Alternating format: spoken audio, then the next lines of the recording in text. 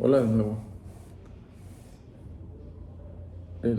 La presente plática es solo para dar una breve historia legislativa del derecho laboral en México.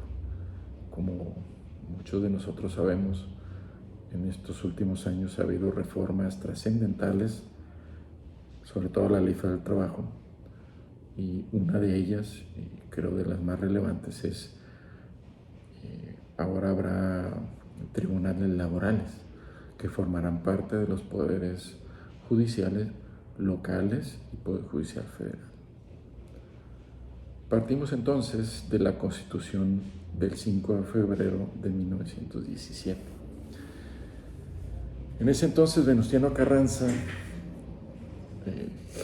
primer jefe del ejército constitucionalista, encargado del poder ejecutivo de la nación, en esa fecha se publicó en el Diario Oficial de la Federación la Constitución Política de los Estados Unidos Mexicanos, nuestra Constitución vigente. Aquí llama la atención que el texto refiere que se reformaba la Constitución del 5 de febrero de 1857, cuando en realidad se trató de una nueva Constitución. Tal vez ello se debe a que Carranza en su momento presentó un proyecto de reformas a aquella Constitución, pero durante las discusiones en realidad se creó un nuevo documento constitucional. El artículo 5 de nuestra Constitución actual rezaba que nadie podía ser obligado a prestar trabajo personal sin la justa retribución y sin su pleno consentimiento. Esta idea todavía subsiste desde luego y vale la pena recordar que durante el Porfiriato, entre otros a los presos políticos, también había yaquis, se les mandaba a trabajar, digámoslo así, hasta la muerte a las haciendas enequeneras en Yucatán. Y la excepción era que así lo ordenara una autoridad judicial como pena. También el artículo 123 de la Constitución del 5 de febrero de 1917 establecía, entre otras circunstancias, que tanto el Congreso de la Unión y las legislaturas de los estados estaban obligadas a expedir leyes sobre el trabajo, fundadas en las necesidades de la región, las que no podían ser menores a las bases previstas en ese artículo 123, dentro de las cuales, por ejemplo, se estableció una jornada máxima diaria de 8 horas de labores. Si la jornada era nocturna, 7 horas máxima. Se prohibió las labores insalubres y peligrosas a mujeres en general y a menores de 16 años. Para los mayores de 12 años y menores de 16 años, la jornada máxima era de 6 horas. También en la Constitución, en ese momento se previó que por cada 6 días de labores tenía que haber uno de descanso. Y si bien las mujeres embarazadas en esa época no tenían derecho a un descanso como en la actualidad, sí tenían derecho a no realizar trabajos físicos que exigieran un esfuerzo considerable. Y sí descansaban un mes posterior al parto. También en esa época la Constitución previó que el salario mínimo debería ser suficiente para satisfacer las necesidades normales de la vida del obrero. En esa época solo se pensaba en este tipo de trabajadores, minas, fábricas. El salario desde entonces está exento de embargo, hay sus excepciones. Ya se contempló el pago de utilidades. El salario debería pagarse, sigue siendo norma vigente, en moneda de curso legal, no siendo aceptado su pago en mercancías, vales, fichas o cualquier otro sustituto de moneda. Ya se contempló en la Constitución el pago del tiempo extraordinario. También se señaló que los empresarios eran responsables de los accidentes de trabajo y enfermedades profesionales, así como estaban obligados a tomar las medidas de salubridad y seguridad.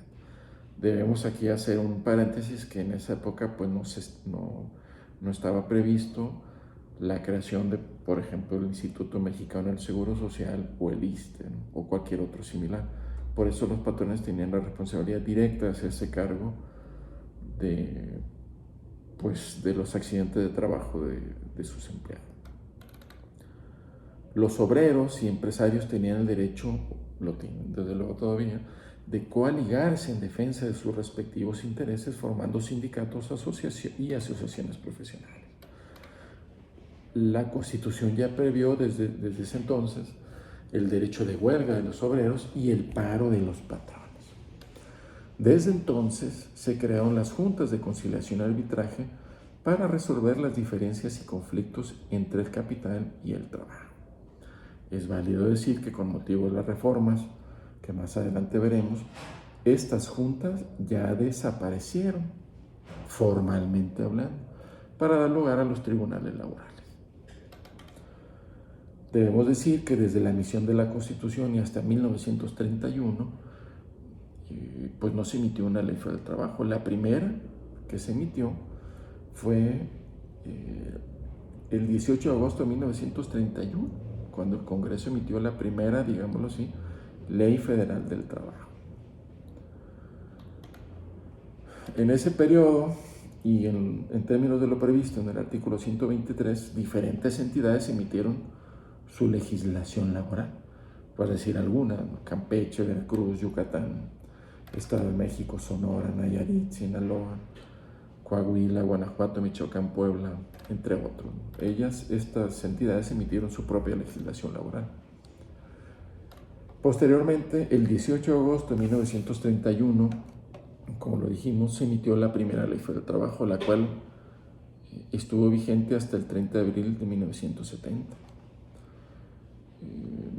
En esta ley, el Congreso emitió, pues reguló los temas más relevantes del derecho del trabajo, como fueron las relaciones individuales, colectivas e instituciones procesales. También debemos decir que el 5 de diciembre de 1960 fue reformado el artículo 123 de la Constitución y nació el apartado B. Ahora tenemos dos apartados, el A y el B. El A se quedó pues para las relaciones laborales entre particulares y el B para las relaciones entre el Estado y sus trabajadores. En esa reforma pues se establecieron los principios básicos para las relaciones entre los poderes de la Unión y sus trabajadores. Con motivo de esta reforma, el 28 de diciembre de 1963 es publicada en el Diario Oficial de la Federación la Ley Federal de los Trabajadores al Servicio del Estado, o Ley Burocrática, como se le conoce, que regula lo dispuesto en el apartado B del artículo 123. Debemos decir que antes de esta legislación, las relaciones de los trabajadores al servicio del Estado eran reguladas por el Estatuto de los Trabajadores al Servicio de los Poderes de la Unión, que databa desde el 5 de diciembre de 1938. Continuando, el 1 de abril de 1970 se publicó en el Diario Oficial de la Federación la Ley Federal del Trabajo reglamentaria del apartado A, que derogó la del 18 de agosto de 1931 y entró en vigor el 1 de mayo siguiente. Debemos decir que esta ley, la del 1 de abril de 1970, sigue vigente, aunque con reformas trascendentales, según veremos. Esta ley fue reformada de manera relevante el 30 de noviembre de 2012 y vigente a partir del 1 de diciembre de 2012. Entre las reformas sustantivas se encuentran las relativas al pago de salarios caídos, donde se restringió a solo un año, con independencia de lo que durara el procedimiento. Entonces debemos recordar que antes de esta reforma, si el juicio laboral en el apartado A duraba 5 o 10 años y resultaba que el trabajador había sido despedido de manera injustificada, procedía al pago de salarios caídos por esos años. Ahora no, con independencia de que el patrón o no sea responsable del despido, solo está obligado y el trabajador tiene derecho a recibir un año de salarios caídos, aunque la ley sí estableció que a partir del 13º mes ya se paga un 2% sobre la base de 15 meses de salario por cada mes.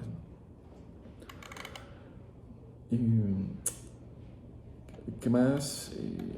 A partir del 13º mes se paga un 2% de interés mensual y debemos decir, esta disposición se prevé en el artículo 48, el cual fue declarado constitucional por la Suprema Corte de Justicia de la Nación. El 27 de febrero de 2017 fueron reformados los artículos 107 y 123, apartado A de la Constitución, dentro de los cuales, les decía, se determinó la desaparición de las juntas de conciliación locales y federales, dando paso a los tribunales laborales, cuya característica en su funcionamiento es que los juicios son esencialmente orales y constan, como regla general, de 12 audiencias. Estos tribunales laborales, según decía, estarán a cargo de los poderes judiciales locales y del federal. A la par también se crearon centros de conciliación que también formarán parte de los poderes ejecutivos locales y del federal, donde el procedimiento de conciliación, como regla general, no deberá durar más de 45 días. Otra característica distintiva es que, salvo las excepciones que prevé la ley, no podrás acudir a los juzgados, ya sea a los locales, a los tribunales laborales, locales o federales, si no agotaste la conciliación. No vas a poder ir a presentar demanda ante el tribunal si no llevas tu constancia de conciliación o de que no se pudo conciliar.